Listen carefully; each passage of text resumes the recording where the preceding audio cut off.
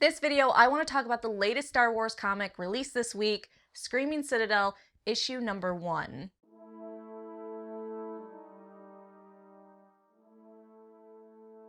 So if you're not up to date, this comic is basically a crossover between the Star Wars and the Doctor Aphra comic series. It takes place after A New Hope and before Empire Strikes Back.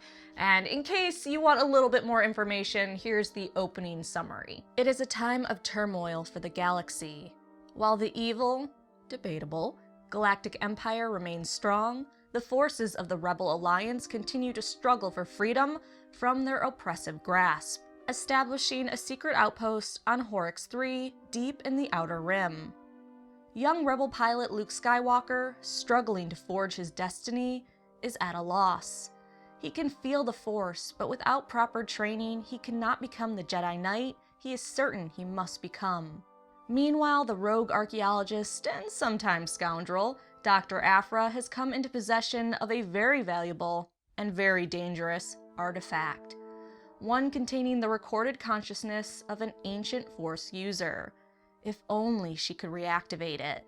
So the comic starts with Luke on Horrocks 3, walking into a bar that isn't, quote, a human bar. Two customers threaten Luke, who says he doesn't want to fight them. It gets a little sad, and maybe a bit egotistical, when Luke tells them that knowing who he has to fight eventually, he's not particularly worried about fighting a couple guys like them.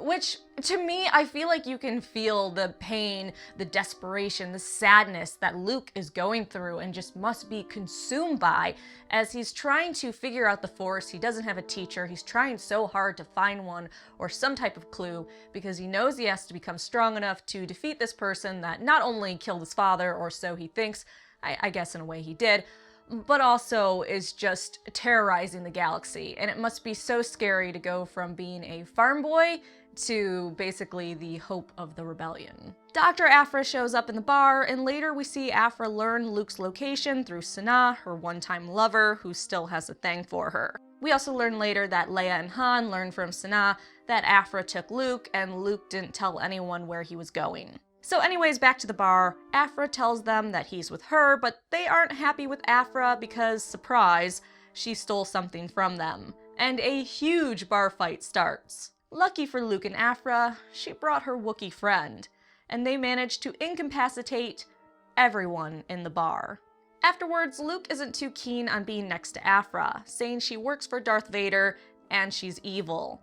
Aphra, who's seen a lot of things in the big wide galaxy and sees in perhaps too many shades of gray, informs him she doesn't work for Vader anymore, and evil is a very strong word. Luke goes to leave the bar, telling her not to follow him, but she calls him a wannabe Padawan and tells him she knows where he can find a Jedi Master. Luke adorably tries to hide he's a Jedi or trying to be one, but she's not buying it and calls him Kid. Luke tells her not to call him Kid, that Han does it and he hates it. Being compared to Han seems to rub Aphra the wrong way, and she agrees she won't call him Kid anymore. I really hope this is a running gag of Luke comparing Aphra to Han and her getting all miffy about it. While we may not have all the details about Han and Aphra and why exactly they don't want to be compared to each other, we do know that Aphra and Sanaa had a romantic relationship with each other. They still have feelings for each other. We also know that Han and Sanaa used to work together and they had a fake marriage for a scam. So there's a lot of interesting relationships going on throughout these comics, and I really want to see more flashbacks or references to Sanaa, Han, and Aphra all working together and just the things they got into. So Luke boards her ship, and she explains that tall, dark, and genocidal, Vader, was far too interested in Luke, and that it went beyond him blowing up the Death Star. She also points out that the shot Luke took that blew up the superweapon was a 1 in a million shot, at least. She's known people that train from birth, and they couldn't have made that shot. And he's a fluffy-haired farm boy who basically taught himself. She calls him astounding, and that imagine what he could become with actual Jedi training, which of course has Luke smiling and intrigued. She explains that she has an artifact containing the archive personality of the Jedi called Rawr from an ancient Jedi temple that we saw her receive/steal in her series from the Ordu Aspectu. If you didn't read that issue or you're not into that series, just know that Rawr is basically a crazy asshole, and the last time he was awakened, he tried to kill everyone. So Luke is gonna probably get a really nasty surprise. Aphra too, but I'm assuming she has something up her sleeve. So Aphra explains she needs Luke's help to awaken Rawr by intriguing the queen of, God, this name, Katath, with his Force abilities, who will then grant them a favor. She considers it a win-win. Luke gets a Jedi teacher, and Aphra gets an eyewitness to the ancient past. On her ship, Luke meets 000 and BT again, and last time they met, it wasn't friendly. 000 was disguised as C-3PO and electrocuted Luke, and BT was acting like his homicidal self.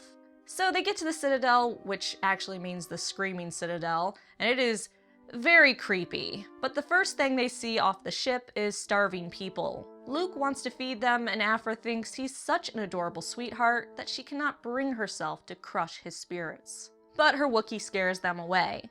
Approaching the palace, Kirzantan is not allowed to enter because the queen has allergies to certain species. Inside the palace, they get ready in their rooms for the party and to meet the queen, and I really dig Luke's outfit. Aphra helps finalize his outfit, and they get to the party. They meet some crazy individuals, but finally the queen appears, and she begins to see what people have brought to entertain her. If she is intrigued, they can stay, and the queen will later hear their request. If not, they are dismissed. Aphra brings up Luke, and the queen is not interested and feels his presence is an insult. However, when a mini-fight starts and Luke uses the Force unintentionally to shove the creature down, the queen is instantly intrigued, dismissing all others, even the ones she had originally approved. They are told to go to sleep and that she will speak with them in the morning to hear their request. Then, we see the queen absorbing substance from her people and talking about how she hasn't tasted Jedi in a long time.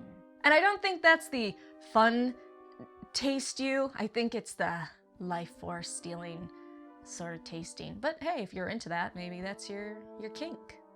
What's also exciting about her draining people's life force, God, that sounds so bad, is in Legends, dark side users totally drain living beings for their life force.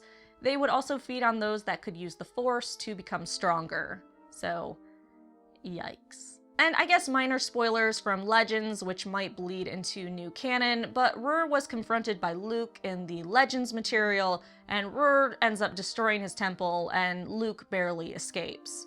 So they're probably heading that way with a twist, of course.